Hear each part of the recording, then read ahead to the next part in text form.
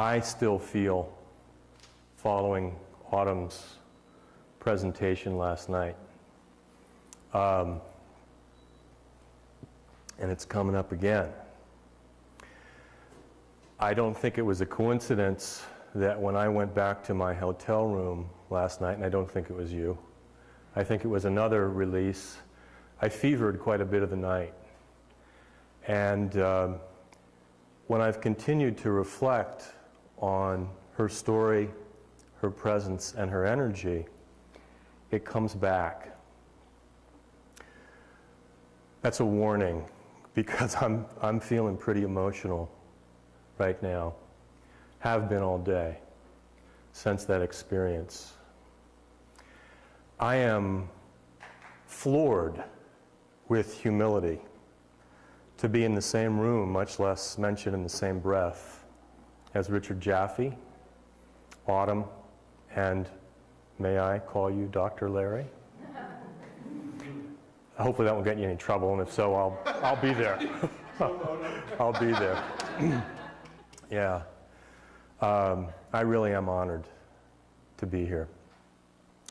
Thank you, Diane, for that wonderful introduction. Thank you for your work. Thank you all for your work, not just this weekend, but for everything you've been doing. I'm going to thank you in advance for the work you're going to do, that we're going to do, and for the assembly that we're going to put on next year. Okay? This award I accept on behalf of my clients back in Washington State. Let me give you a little bit of context for what I'm going to talk about tonight, a little bit of a backstory. 4 years ago, I made a decision after a period of what seemed like 20 years of dark night of the soul that I was going to make a hard turn away from what I had been doing. And I was committed, without really knowing what it was called, to health freedom. I'd had, as Diane mentioned, my own personal, what I call health freedom practices, ranging from natural health and nutrition, even to spiritual practices, meditation and whatnot. I'll share some of those with you in a little while. And whether from Providence or otherwise, as different people knew what I was interested in, and the connections through Jim Turner were made to Diane, clients began showing up from Washington State, and more clients, and more clients, and more clients. Now, there are many reasons that I am thrilled to be here, but there's one in particular that I want to share with you. I think it's important. It's important for me to say. I think it's important for you to know. There were many, many late nights and early mornings working in what became an office in my converted garage, where as chief cook and bottle washer, indeed for clients, health freedom clients who had little or no money, I was preparing for litigation against the Washington State Department of Health and the Washington State Attorney General. For probably the first time in my life, in those moments, I felt alone for that first year, making novel arguments that had no standing in the law whatsoever, at least not yet, and having indeed a sense that I was probably going to get chewed up and spit out by an orthodox legal system working on behalf of the orthodox medical system. But I'm here to tell you, with great confidence, it wasn't long before I knew I wasn't alone. Not by a long shot. And after the last 48 hours, I'm certain of it. I'm here because of my clients. That's why I'm here. They're the heroes. Dr. Larry is the hero. What you folks go through makes what I've chosen to do pale in comparison. You and all you folks are the ones that inspire my commitment. So my thanks to you. I'm indeed here because of my clients' courage and either their wisdom or their foolishness to hire me. All right. Let me set the stage a little further for where we're going to go next. Diane mentioned that I was a commercial litigator for 20 years. There's something she didn't tell you, though, and I'm going to share it with you now. I really should have changed the title. The more authentic title would be Tales from the Dark Side. Not only was I don't know if you know this, by the way, not only was I a commercial litigator, actually my primary function and role, I was an insurance litigator. Some of the largest insurance companies in the world were my clients. I lived it, I breathed it, and now you know the source of that dark night of the soul period of time, okay?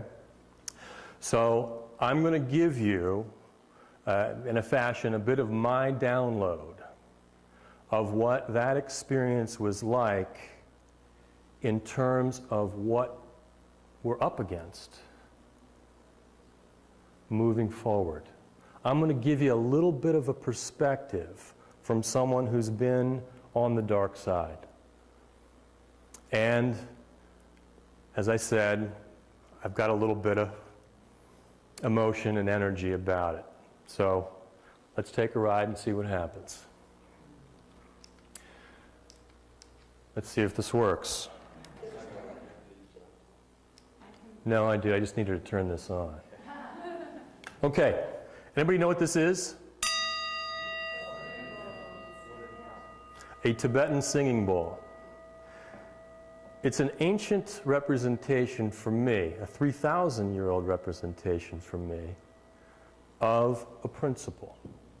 It's a principle that's almost been lost, but is being restored. Here's my premise. In no realm is the opportunity to think and act for ourselves more vital, more important, and more available than in the realm of personal health, the realm of health freedom. Seizing that opportunity to act and think for ourselves in health freedom holds the resource, the fundamental resource, I believe, to solve just about any of our challenges right now. That's how significant health is to me, how significant health freedom is to me, and why I made the choices, as you all did, to get involved. All right, Tibetan singing bowl. An ancient medical device. You all probably know the idea, the premise is that through sound and vibration, these are crafted very carefully. They get this big. I couldn't hoof my big one out this way, so you'll have to settle for this. The sound and the vibration entrains with the healing frequencies and energies of the body. They're healing devices. They have been, some say, you didn't hear it from me though, known to cure disease. I should caution you, however, it's not FDA approved. Okay? Now next, this is an SRT device. Sympathetic resonance technology. I have a particular brand on here. There you go. Yeah. Now, for those not familiar with an SRT, the principle, as I understand it, is somewhat the same.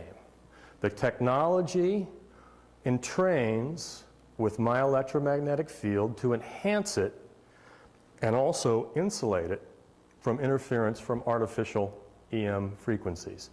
Now, I'll tell you, whether it's psychosomatic or not, I've worn one for about 4 years. If I have this off for longer than 3 days, I feel like I've got a caffeine IV in me. I get a little bit worked up, and I'm on the computer, on the cell phone a lot, so I'm pretty sensitive to that stuff. Now, the FDA tried to get their mitts on this, claiming it was a medical device.